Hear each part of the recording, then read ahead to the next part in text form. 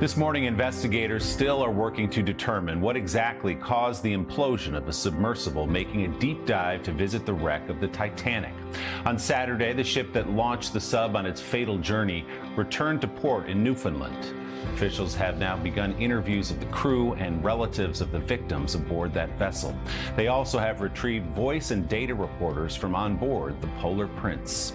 Meanwhile, the tragic death of the 5 people aboard that 22-foot submersible and vocal criticism from experts about that vessel's safety is raising fresh questions about the risks of extreme tourist expeditions from the sea to space.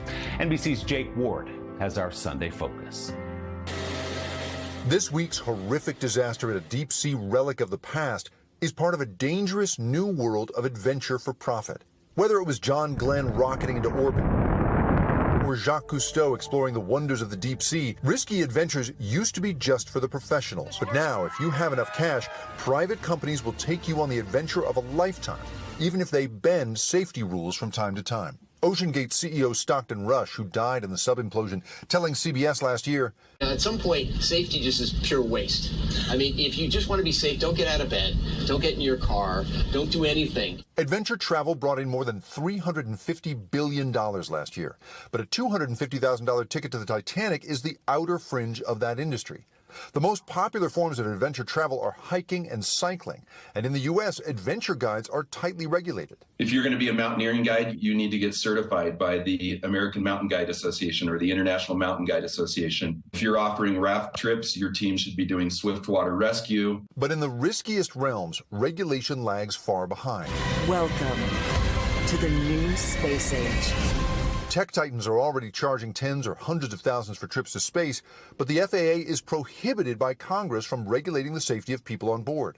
And while a record number of permits have been issued for climbers of Mount Everest, that mountain is also largely unregulated, even as a record 12 climbers and Sherpas died and another 5 disappeared there this year. But that does not hurt the appeal. People are strange, you know.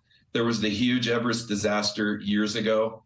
It did not dim the interest in Everest in the slightest. In fact, according to those who study tourism, after disasters like the OceanGate deaths, interest often grows. It will probably make it even more attractive.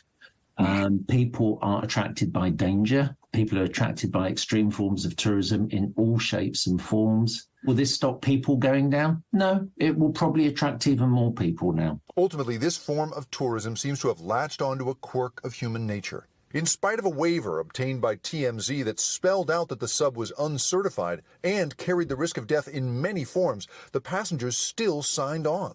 NBC has not obtained or verified that waiver. Do you think people really understand the risk, or do they just sign a form that says they do? For this particular case, I think they understand the risk because you're going down deep, deep into the ocean. So I can't believe they don't really appreciate the risk that they're going into. Obviously, nobody ever thinks you're going to come to an end. I guess part of the challenge is we get a bit complacent. The excitement just takes over. And Jake joins me now live. Jake, good morning. We heard criticism this week from, among others, Titanic director James Cameron, an underwater explorer himself, of the safety of that OceanGate mission. So is there a push for more regulation of this kind of extreme tourism?